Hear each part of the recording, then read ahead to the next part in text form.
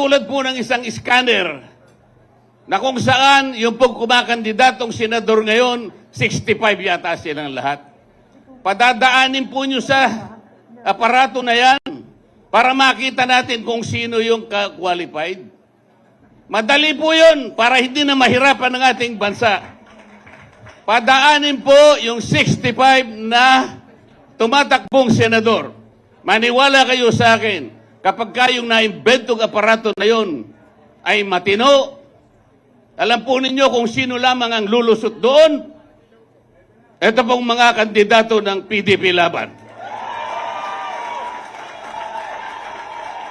Lahat po ay re-rejectin ng aparato na yun.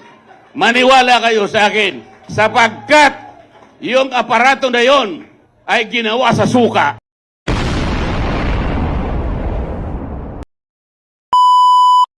He has served the Congress for 18 years as party list representative. A doctoral degree holder in public administration and governance in UP Diliman. A fellow developmental leadership at Harvard Kennedy School in Massachusetts, Whoa. USA. Talaga?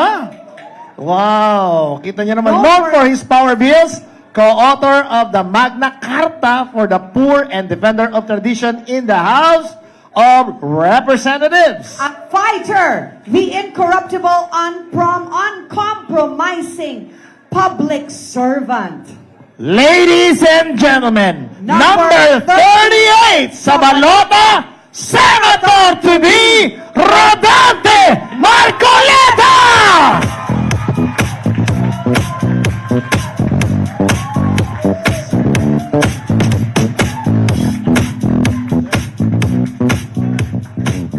Sir?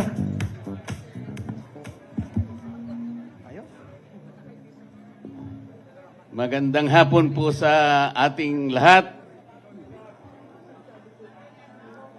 Kanina po sabi ni Senator Bato, kasama po siya sa mga nagbebenta ng suka. Yung iba naman po siguro ay bumibili ng suka. Alam po ninyo ako, dahil sa hirap yata na dinaanan ko sa aking buhay, nangungutang po ako ng suka. Pero kahit po ganun, kahit na tayong lahat ngayon na nandito ay pinaglihi lahat sa suka, tayo po lahat ay nakakakilala. Alam natin kung bakit napakataas ng pangunahing bilihin sa ating bansa. Yung hindi kumakain ng suka, hindi nila alam yun. Alam din natin na lubog na ang ating bansa sa korupsyon. Kahit tayo, naaamoy lang natin ay suka. Pero sila hindi nila alam. Sapagkat karamihan sa kanila ay involved sa korupsyon. Bakit humirap ang ating bansa? 30% po ng pera ng kabangbayan nauuwi sa korupsyon. Tingnan po ninyo ang budget nyo ngayon. Budget natin sa taong ito, 6.325 trillion. Pag tinanggal mo po ang 30% dyan, ang dapat na national spending lang natin ay 4.5 trillion. Yun lang ang kailangan natin. Ano yung kanilang project? Corruption, dapat 5.5 trillion yun. Sa mga tweet, ang gross revenue natin, kung wala ang corruption, will be 5.5 trillion. National spending, walang corruption, 4.5 trillion. Meron tayong surplus na 1 trillion pesos. Baligtad ang nangyari. Ngayon po, ang ating deficit, projected deficit, 1.5 trillion pesos. Katumbas ng mangungutang tayo, 122 billion pesos per month. 4.2 billion pesos per day or 173 million pesos per hour. Bakit po yung hindi kumakain ng suka, hindi niya maintindihan yan?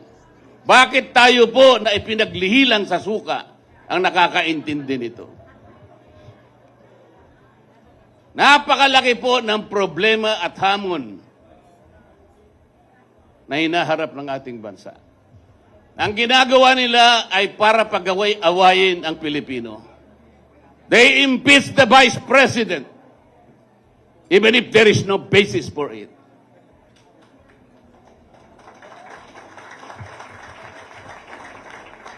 Tama po yung sinabi ng mga kasama ko. Nung pong nasa Cagayan de Oro kami, sinabi ko na, itaga mo ito sa bato, Senador. I-impeach nila ang Vice President. Nangyari na po. So, ang gagawin nila ngayon, even if the impeachment complaint was a handiwork of the 19th Congress, ang gagawin nila pagdating ng 20th Congress, pipilitin nila na doon nila litisin ang ating Vice President. There is a constitutional issue here. Kailangan po ninyo yung abogado na makakarating sa 20th Congress. Kailangan po ninyo yung abogado na lalaban para sa inyo, para sa katwiran.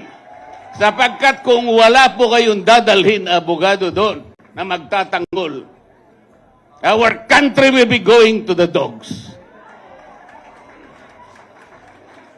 Hindi ko na po hahabaan ang aking sasabihin. Nagkakaintindihan naman po tayo. Gusto ko na lamang ikwento sa inyo nung inimbita po ako ng Filipino Inventor Society. Napakarami po pala nilang nagawang invention.